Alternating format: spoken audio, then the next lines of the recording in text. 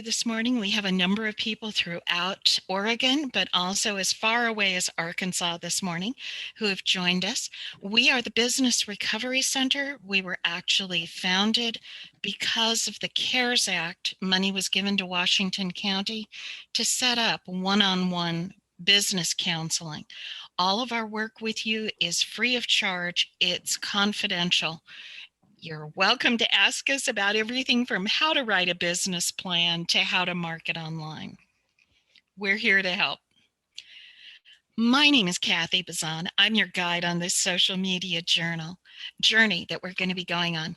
I actually wrote social media for a company in Sedona, Arizona. And during that 2.5 years, I built the Facebook page from 0 to over 9,500 likes. I did this by writing vibrant content that was laced with those keywords that people are looking for.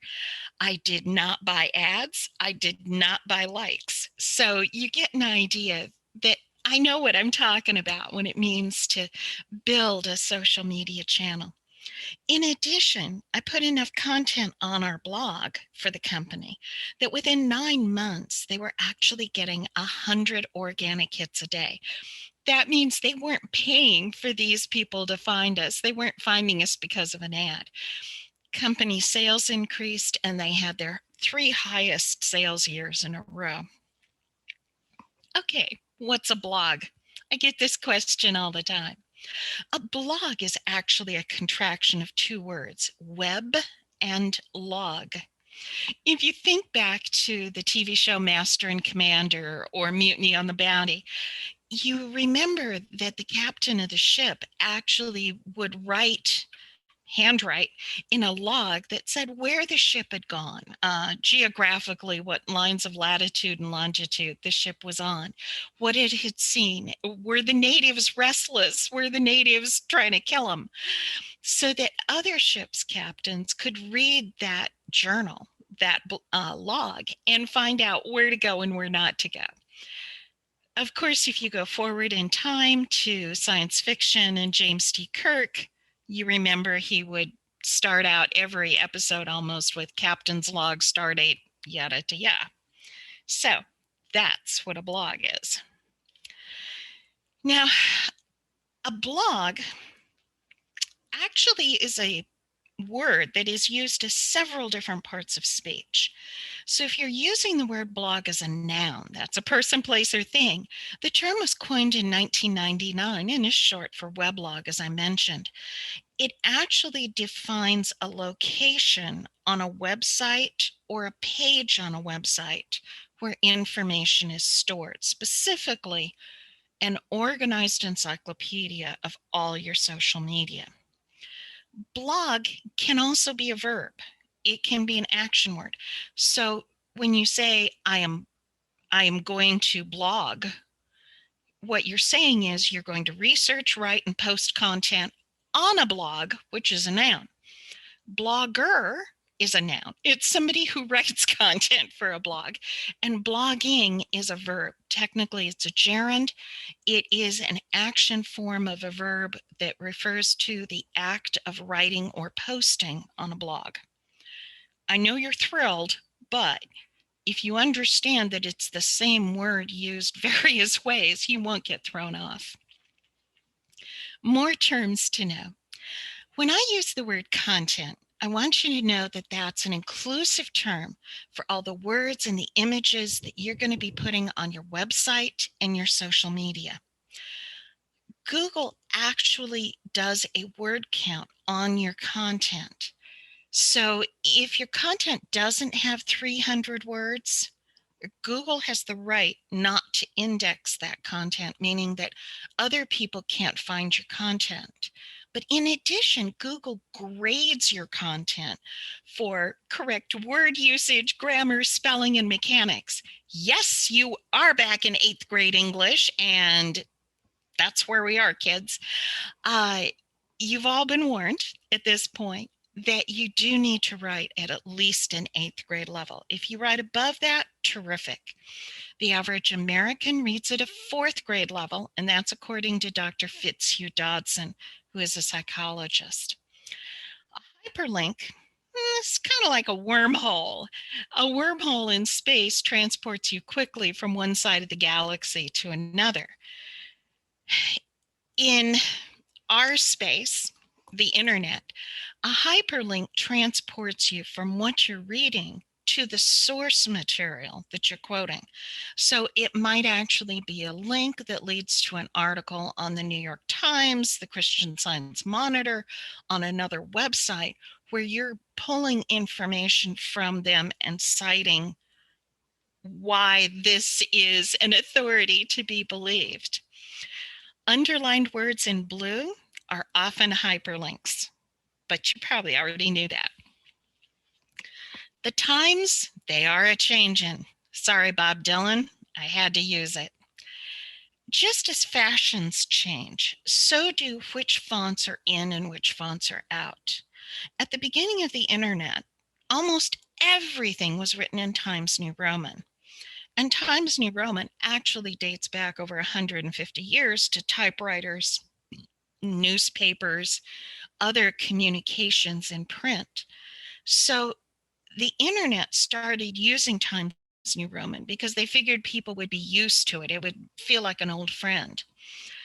What has happened, though, is that we have had different fashion trends and fonts, for lack of a better term. So about 2000, the it font was Arial.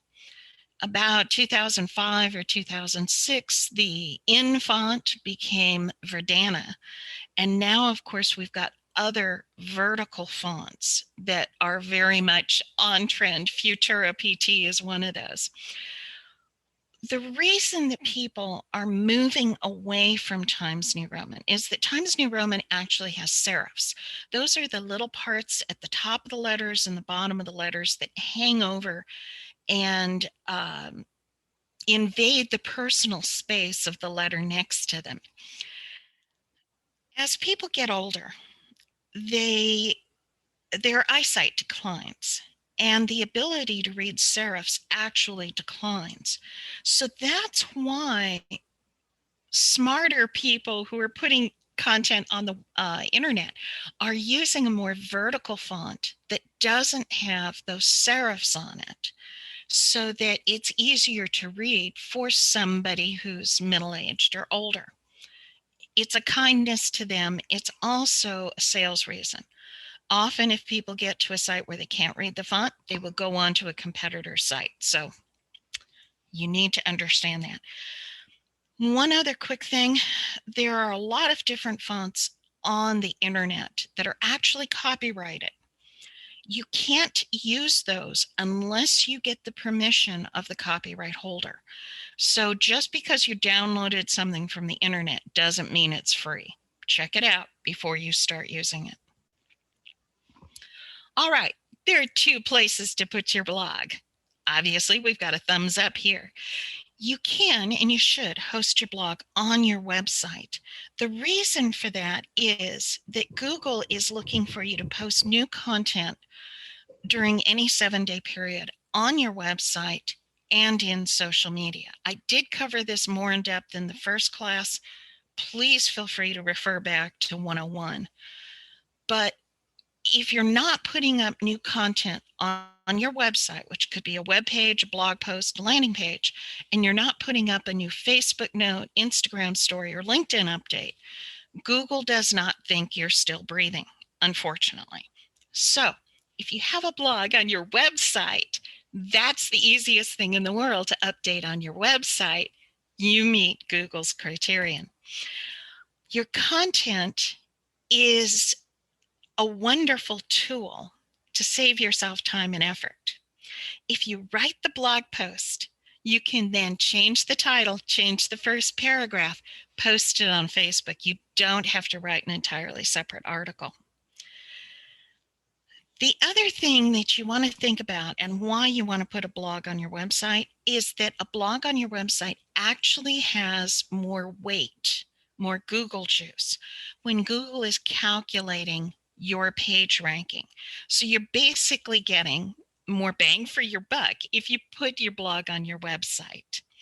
It also appears more professional because your blog is then part of the URL that your customers and clients are expecting to see. But there's another place to put blogs, and a lot of people do this. As you notice, Commodus is giving this one the thumbs down. Here's why. If you have a freestanding blog, meaning that it's on another website, it might be on Blogspot, it might be on WordPress, that actually counts as social media content, not as website content. So you then still have to put up a new web page or landing page on your website to meet Google's minimum of on-site and off-site content.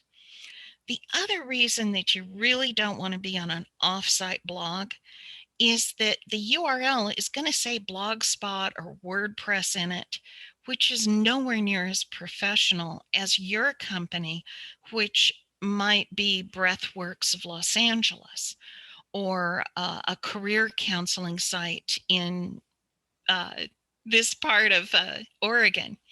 So just something to think about. In addition, there are different kinds of blogs. Just like you've got different breeds of dogs, you've got different breeds of blogs. So you've got corporate or business blogs, which are on the company website. That's what I'm hoping you're going to do. You can post your blog post, answer questions, launch new products, and build your community. Professional blogs are produced to monetize through selling ads or generating affiliate sales agreements. I'll give you a specific example. There is a woman who has a blog site that focuses on cheap ways to travel, inexpensive things to do, but have a whale of a lot of fun. As a result, she gets different companies to advertise on her blog to anticipate her going there and doing an article about them. So before she went to Sedona, Arizona, as a for instance, she reached out to Pink Jeep, several restaurants, a couple of hotels, a hiking company, etc. And these organizations took out ads on her blog saying, when you're in Sedona, come to Soundbites Grill. When she wrote her article, of course, she went to all these different places and she talked about the Pink Jeep tour she took. So her blog, because of the advertising she gets on there, supports her lifestyle of being a world traveler. It can be done, folks, but you need to build that one. Community blogs can focus on an area, a geographic area, like the West Seattle blog covers just that area. It doesn't care anything about any other part of Seattle or the rest of the world. You can have a hobby or interest blog. These can be on cats or Star Trek or anything you want. And trust me, there's blogs for both. You can have personal or diary blogs. These actually go back to the beginning of the internet, where people would put up, I'm having a grilled cheese sandwich, it's a sunny day, there's a light breeze, and a Great Dane just walked by. So these kinds of blogs do still exist. The fashionistas, people like this, often have these kinds of blogs. And today I dined at Chez Maxine's. Okay, you get it. How big is the blogosphere? Well, it's huge. According to Hosting Tribunal, there are more than 500 million blogs out of 1.7 billion websites. So there's a lot of them out there. Their authors account for over 2 million blog posts a day. About a third of all websites have blogs. In my mind, if you're a professional website, you need a blog. End of discussion. If you don't have one, please start one. If you'd like to start one, please talk to Emma or to me. We're happy to help. This is a copy of an email that was sent to me by my boss when I was at CPXL. You see the date on here. I had only been writing for the blog at about 9 months at this point. And he says we're already seeing 100 visits per day from organic searches. Now, what that means is people are going onto Google or any other search engine, and they're putting in a particular question. When can I sit for the CPA exam? What are the requirements to sit for the CPA exam? And because of the content I had on the blog, our content was pulling up first in a Google search. People were finding that content, reading the content, and because of the link at the bottom of the blog post, they were being led back into our site where they spent even more time. So, do I know that you can build a blog? Do I know that you can attract customers? Yes, I do, and I'm going to teach you how to do it. Oops, went the wrong way, sorry. All right, how does a blog increase your sales? Well, as I mentioned, you do need to get Google's attention by posting new content on your website and in social media at least 1 week per month. So a blog, for most people, is much easier to write than a landing page or a web page. The other thing about the blog is that because you can use categories on a blog, and I'm going to show you a panel in just a minute on that, because you can organize your content, it is the only place in social media where you can actually organize your content. And that means all of the content you've been writing for social media. So people can find a specific topic. All right. A blog is as tightly controlled as the old communist Soviet Union. In the Soviet Union, they had a 5-year plan for agriculture, for defense, for everything you can think of. A blog has a very tight organization because you are selecting your blog categories or the broad topics about which you're going to write before you ever start the blog. So those categories are in place, and each time you put a blog post up, you get to select which category you want those to go. You want that post to go in, excuse me. The categories of a Discover Sedona blog might be Sedona annual events, places to visit, day hikes in Sedona, restaurants and entertainment, spas and wellness centers, winery and off-road tours, and general information. So when somebody comes to the blog, they can go to the drop-down menu. If all they want to find are places to visit, like the Chapel of the Holy Cross or Oak Creek Canyon, they can find information about just those topics. Okay, if you look at this picture and you look all the way over on the right, you're going to see browse by category. I realize it's a little light, but we're going to have to deal with it. Before I started the CPA Excel blog, I determined what topics I was going to be writing on, and I even included a topic called general. Now, depending upon what it is you're doing, you might want to use a catch-all title like general or general information or potpourri or etc. It just depends on what your business is doing. But I guarantee you, you're going to wake up one day, you're going to write an article, and it's not going to fit in any of those other categories you've got. So you've got to put it under general or etc. But as you're looking at this, you can see when you go to browse by category, I could click on the CPA exam. And then on the left-hand side, the only articles I'm going to see are on the Certified Public Accountant exam. In addition, when those articles pull up, you see that date, January 19th. This allows me to know how much and how often they're writing for their blog. A couple of other things I'll point out very quickly. Blog posts and Facebook notes with an image are opened somewhere between 50% more and 200% more. I've seen 2 different studies than blog posts without an image. So you can always go to a website like pexels.com, P-E-X-E-L-S, and use free stock images if you don't want to use your own photographs. But you've got the title of the article here. You've also got the first couple of sentences so that if I'm looking at the blog, I know if this is an article I want to read. This is just one way of organizing a blog. There's 57 others. So you need to pick the best one for you. Most blogs that I encounter run along the continuum that I call the DRAGNET to CALGON. I'll explain. The DRAGNET, or short display blog, like we just saw at CPA Excel, can have blog posts on it that are anywhere between 300 and 1,200 words. You can vary the size.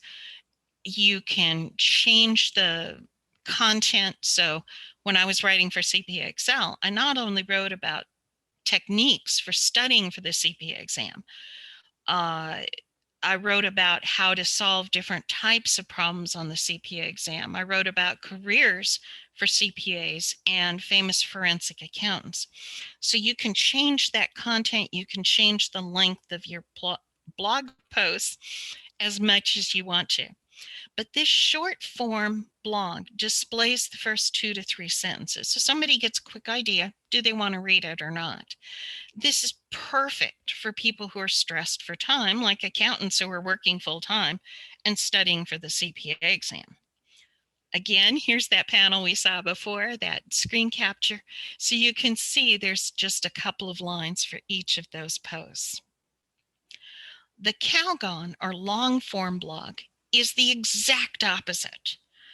CALGON is a bubble bath company, and they marketed that this was a long, leisurely escape from the world. There are people who love blogs like that, where it will show the entire blog post and then show the next entire blog post below it. People who are planning a vacation, planning a wedding, something where they're investing a lot of time into research, love these long form blogs. And again, they're 300 to 1,200 words long. This is a blog post from Offbeat Bride. It's a really interesting little site that has all kinds of different content on it, but you can actually go onto the blog and see what I mean about these long form blogs where you're getting a lot more information. In fact, sometimes even the entire blog post before you see the next blog post launch. Tips for writing a great title. Depending upon how you write, you might write your title first or you might write your title last. Either way, these tips are going to help. You want to be thinking about what's going to draw your reader in. What's going to make them say, oh, I need to read that. How can I pass, or how can you pass the CPA exam in 6 months? For anybody who's tried to pass the CPA exam, it's 14 hours of testing that's usually done over 4 separate days. So there's a whale of a lot of studying that goes into preparing for a 4-hour test and a 3-hour test, obviously. But it is possible to pass it in 6 months. It just depends on what other things are going on in your life and how well you retain information. You can also use humor. I actually wrote an article with that title, How I Helped My Kid Win the Science Fair Without Losing My Mind. For those of you who have coached your offspring through science fair, you probably understand why that title is applicable. By the way, my daughter did win 4th place at the San Diego County Science Fair in engineering. Surprised both of us happily. But anyway, you want to present this content in a way that shows it has clear value for your readers so that they want to read it. You can use alliteration. That's the repetition of a consonant sound. Mary Murphy meandered to the market. That's the repetition of the letter M. You can be visual with your titles. So think about what you can do and come up with something interesting. More tips for a great title. Google, God bless them, was organized by librarians initially. And if you know anything about librarians and you've used a card catalog a time or two, or titles of books that start with a numeral, the numeral 3, 5, 7, etc., are actually alphabetized in front of books that start with a word. Google uses that same rule. So if the title of your blog post is 3 things you need to know for studying for the BE section of the CPA exam, that article is going to be alphabetized before an article on how to pass BEC, because the numerals come first. So you've got that as a technique. Now, I don't want you to use numerals in every single title. That will bore your readers to death and they'll go read somebody else. But every once in a while, use those numbers, get them in there. Headlines which are interesting or intriguing often get people to open. Ancient Greeks solved the energy crisis. The answer was thermodynamics, in case you're wondering. Headlines which include a superlative, best, worst, often get very positive attention and high open rates. Once you've written your title, you can go to this thing, which is called CoSchedule, and actually put your title in there. They will then give you a score. If your score is 70% or higher, it's a great title, go for it. If it's not, if you didn't make the 70%, if you're down quite a bit lower than that, rework the title a couple of different times and see if you can't get it up to that point. But this is a wonderful tool for checking out your titles. Then write a great intro. Since Google shows the first 2 to 3 sentences of your blog post, make sure that you get your readers' attention. Yes, you can start with humor. The Bulwer Lytton contest is held at San Jose State University in California. It's been around for decades now, but they encourage people to write the first sentence of a novel. And the sentence has to be grammatically correct, but it's the worst sentence for a novel you could imagine. The contest is named for the author of the novel, Paul Clifford, who started his novel with the Snoopy made famous line, "It was a dark and stormy night." So if you're starting your novel with "It was a dark and stormy night," it's not a good start. So this contest goes into humor. In the vile puns category, and the reason I picked this is this winner is from around the corner from us in Hillsboro, Oregon. As the passing of Keith Richards was announced on the evening news, just as had been done with Mick Jagger, Charlie Watts, and Ronnie Wood before him, Jorge gazed at the television in his Tijuana home and felt a sickening knot form in his stomach, for he realized that finally, after all the albums, concert tours, and era-defining cultural impact, the Rolling Stones would gather no mas. Play on words. Had fun there. Anyway, the Purple Prose Division. I will let you read this one, but the idea is have that first sentence be something that grabs the reader's attention. Don't be afraid to use humor. A few content notes. In advertising, there is a proverb: if you can convince the customer or your reader that your product or service will help them do their job better or faster or make them smarter, then they will buy from you. So when you're writing your content, you want to show what you're teaching them can help them live their lives better, faster, smarter. Can you pass the CPA exam faster by learning from me? Yes, you can. And that's why you need to come back. Can you learn from me how to design the next phase of your career as you go forward? And a career coach can do that. So what kind of content would a career coach put out there for somebody who's looking to re-career, to find something that ignites their passions and makes them want to get up in the morning and tackle the world? So you want to take that you attitude when you're writing. To close or not to close, that is the question. It was not the question Hamlet asked, but we'll get close enough. On every fourth or fifth post, you want to include a close. A close is a term from sales, meaning you're asking for the sale. So your store could, let me start that over. If you've just written 4 articles on the type of tennis racket that a left-handed player needs to up their game, to elevate their game, then your close might be, by the way, we're the store that can sell you that left-handed tennis racket. And we have ways to ship it to you so you never even have to come into the store. So that close can either be a line at the bottom of a blog post, or it can be an entire blog post focused on how you meet the needs of left-handed tennis players. My personal preference is to have 4 articles that are informational, teaching somebody about left-handed tennis rackets and left-handed tennis players and famous events involving left-handed rackets. And then a 5th post being, I'm the best place to get your left-handed racket. So I prefer an entire blog post singing the praises of my own company.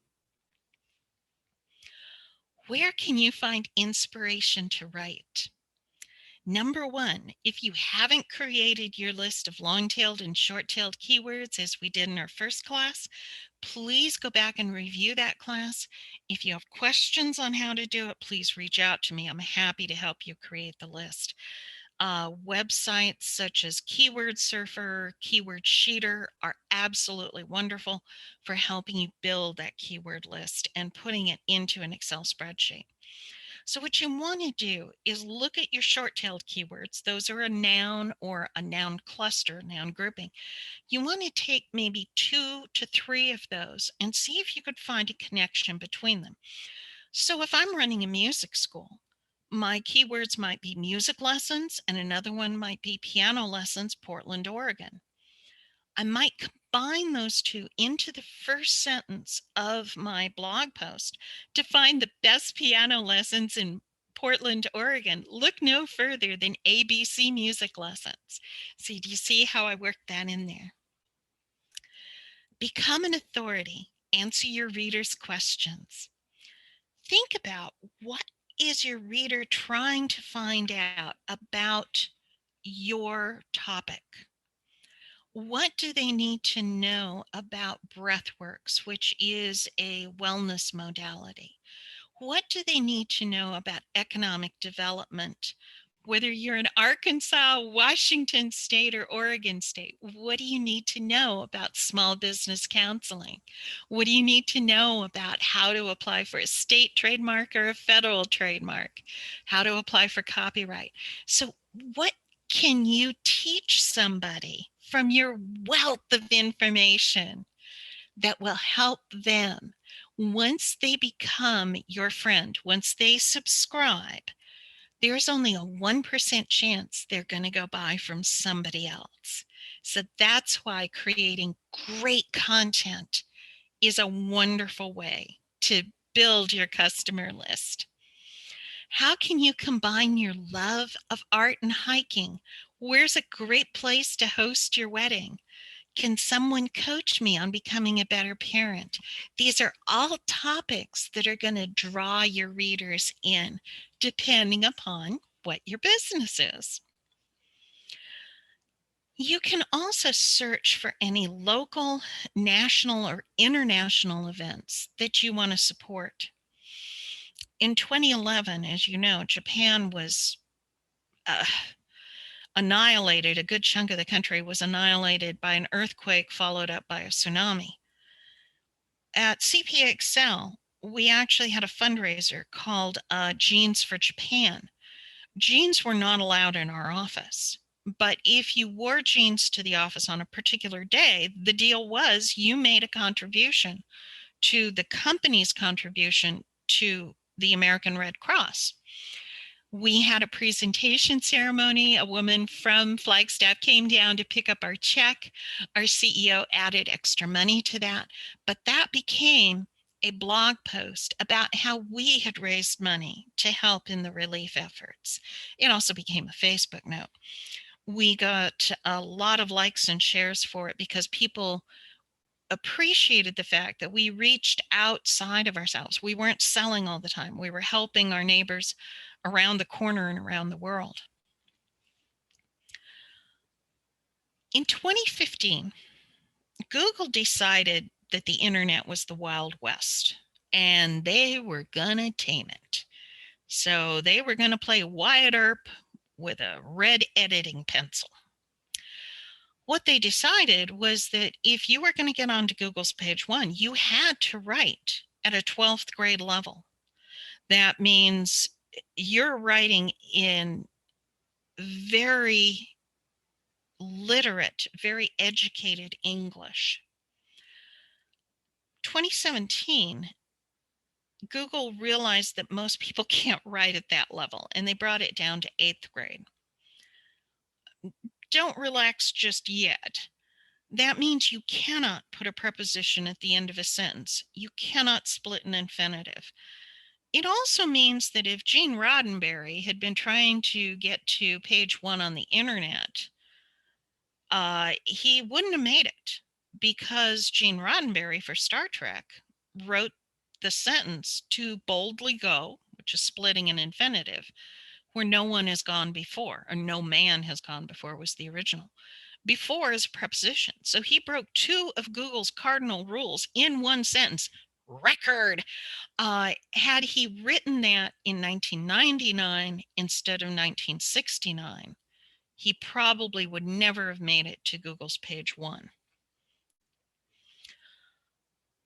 If you're concerned about your content, you can always run it by me or Emma. We are happy to edit and make sure that you're on the right track. If Emma or I can't get to your content or you don't want to reach out to us, which we understand, you can always go to Grammarly, which is a free website, and drop your content in there. They will tell you what you need to change to get up to 8th grade level without any problem. And nobody knows what mistakes you made on that original copy. This is one thing you do want to think about. Copyright is issued by the U.S. Copyright Office in Washington, D.C. for about $35 to $55, depending upon the type of content you're uploading.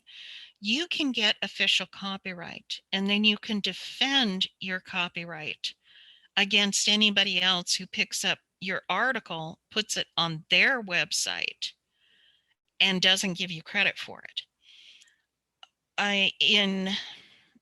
Just a few years ago, the heirs of Marvin Gaye won $7.4 million because Robin Thicke and Farrell infringed on 2 bars of music that had been written by Marvin Gaye. So is copyright important? You better believe it. The format for putting the copyright statement on your content is the copyright symbol.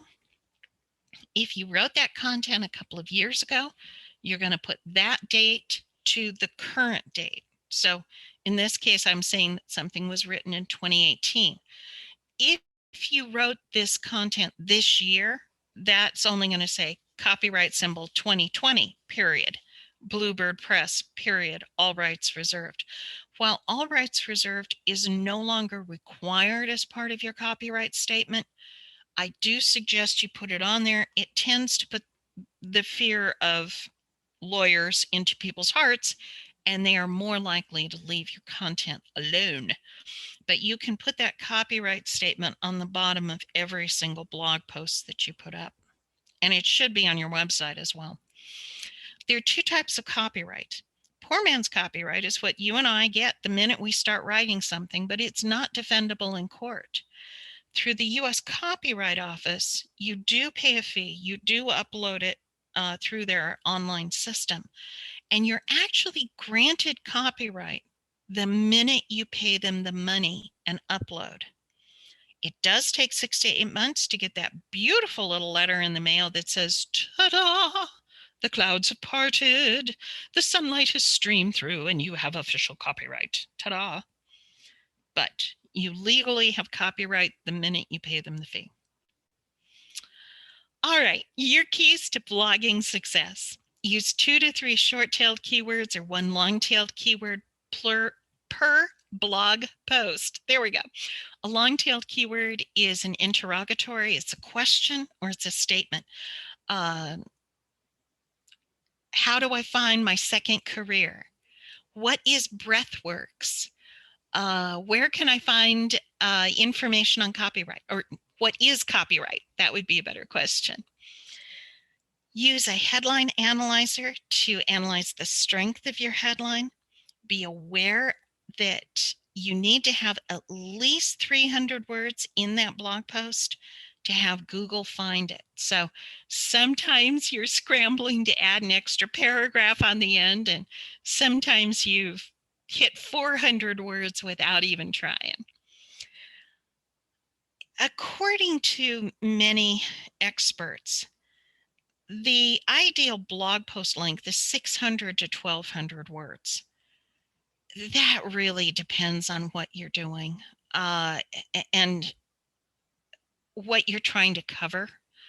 So if I'm trying to give somebody some hints on a great hike to take in Sedona, I may only write a 300-word article, because after you say Cathedral Rock Trail, there's, a few things you can say after that about what you're going to see and what you're going to experience, plus take water. But there isn't a whole lot of content past 300 words. On the other hand, if I'm writing about the forensic accountant who caught O.J. Simpson or caught Sarah Howe, the first person to run a Ponzi scheme in the US, I may hit that 1,200 words without batting an eyelash. So vary the length of your post depending upon what you're writing about. There are free tools out there to analyze how successful your blog is. I do suggest that once you start getting enough content up there that you've got at least one article in each of your categories, that you start using some of these tools to look at your blog, see what you're doing right, see what you can correct. So Google Analytics, Open Web Analytics, Bitly, Moz Keyword Explorer, Google Search Console, these are all tools that you can use to evaluate how successful you're being. More keys to your success. Put your keywords for this article in your title, your URL, and your meta description, excuse me. So if your title is, where can I sit for the CPA exam? For the URL, you can sign in at goo.gl. Then you can take your long URL that is being generated by your website platform and drop it into that particular box, and it will shorten the URL. And then, of course, your description can be up to 160 characters, and that allows people to, again, find you through search engines. Picture this. Mentioned this just briefly, but blog posts with an image are opened more often than blog posts without. Why? They're more interesting. So you can use your own images, but I do suggest if you're using your own images, you drop those into a program like Photoshop and put a watermark across the image. People have gotten the idea that anything on the internet is free for them to use. It isn't. And so clients of mine have actually had their photos stolen by other websites. But if you've got a watermark running from the lower left corner to the upper right corner, they're much less likely to steal your pictures, trust me.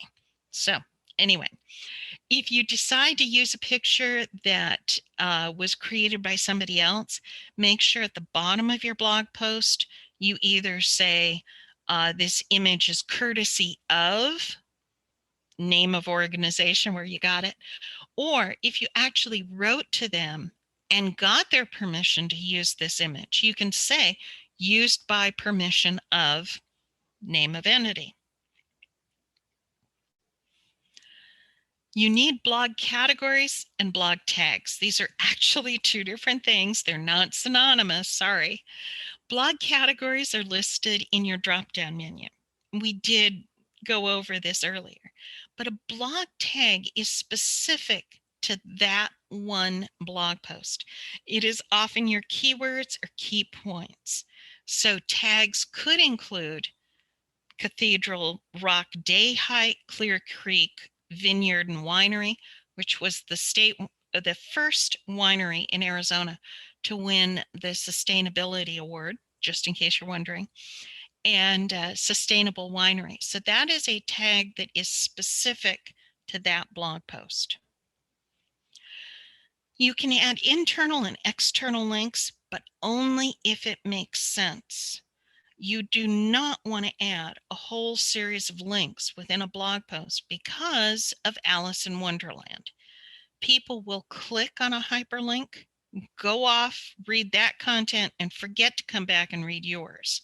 So you want to use these external links very sparingly. I suggest no more than one per blog post, and maybe only one external link for every 5 or 6 blog posts. So internal links, you've got a little more flexibility because you're leading them from your blog to a page in your website saying, da-da-dun-da-dun, and here's where you can buy that thingy I just wrote about. Okay, thank you so much for joining me